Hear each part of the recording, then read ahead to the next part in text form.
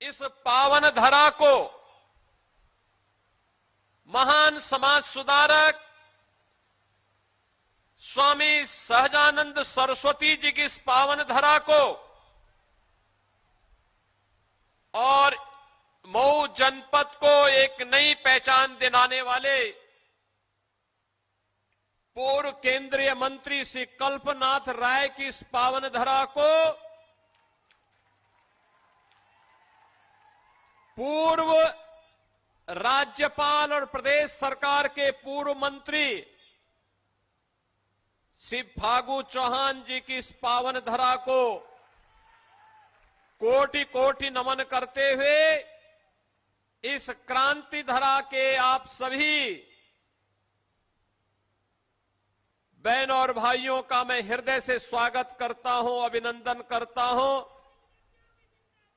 आज मुझे यहां पर मऊ जनपद के लिए सैकड़ों करोड़ की परियोजनाओं का सौगात देने,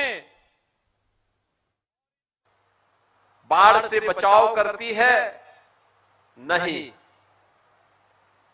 ये सब तब होता है जब अच्छे लोग चुने जाते हैं और अच्छी सरकार बनती है, तब परिणाम आता है।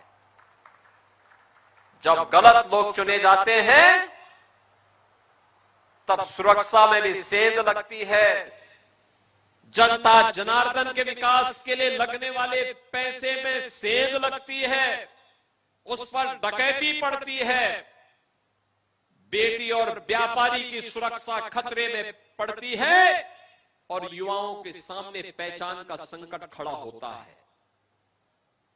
बहनों और भाइयों, यही तो था 17 के पहले उत्तर प्रदेश में, यही तो था। मऊ जनपद के लोग जिनकी उम्र 30-35 वर्ष से ऊपर है, वे 2005 में 21 वर्ष पहले इसी मऊ में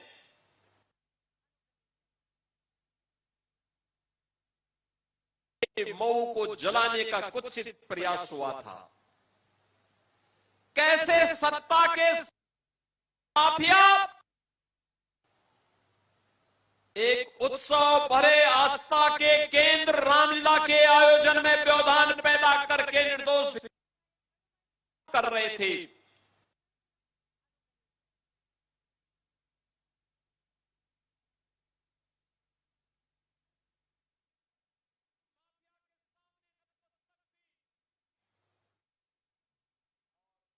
की सुरक्षा खतरे में थी, अराजकता का तांडव था, विकास के कार्य तो नहीं होते थे, गरीब को कोई सुविधा नहीं मिलती थी, लेकिन चंदा जुटा करके भी अगर वह कहीं पर कोई अपना आयोजन करना चाहती थी, रामलीला का आयोजन, यज्ञ का आयोजन, रामनवमी, जन्माष्टमी, शिवरात्रि, तो उसको नहीं होने दिया जाता था, उसमें व्यवधान पैदा किया जाता था। बेटी स्कूल नहीं जा सकती थी, सौदे परेशान करते थे, कभी भी उसको उठा करके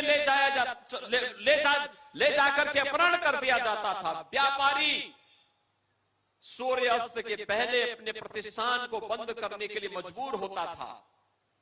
हर परिवार चिंतित होता था जब परिवार का कोई सदस्य सूर्य अस्त के पहले घर नहीं पहुंचता था, तो लोगों में चिंता होती थी कि पता नहीं क्या हो जाए। उस अराजकता पूर्ण माहौल में, दंगा और कर्फ्यू से ग्रस्त माहौल में पहचान का संकट यहां के युवाओं के सामने खड़ा हुआ था। प्रदेश में तो नौकरी, लेकिन प्रदेश के बाहर जाते थे तो यूपी का नाम सुनकर के लोग पहले से ही उससे 10 कदम पीछे हटते थे। गरीब के घर में न शौचालय था, गरीब के लिए न आवास था, गरीब के लिए न स्वास्थ्य की सुविधा थी, गरीब के लिए न राशन था, गरीब के लिए न रसोई गैस की सुविधा थी, गरीब के लिए कुछ भी सुविधा नहीं थी। और में 14 में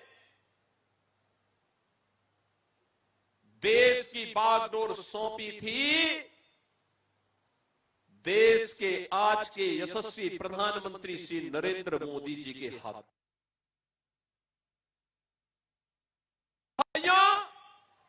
पिछले 12 वर्ष में आपने बदलते हुए भारत को देखा है। मोदी जी हमेशा कहते हैं कि हमारी केवल 4 जातियां हैं, हमारे लिए केवल 4 जातियां हैं। एक जाति गरीब की, एक युवा की, एक नारी की,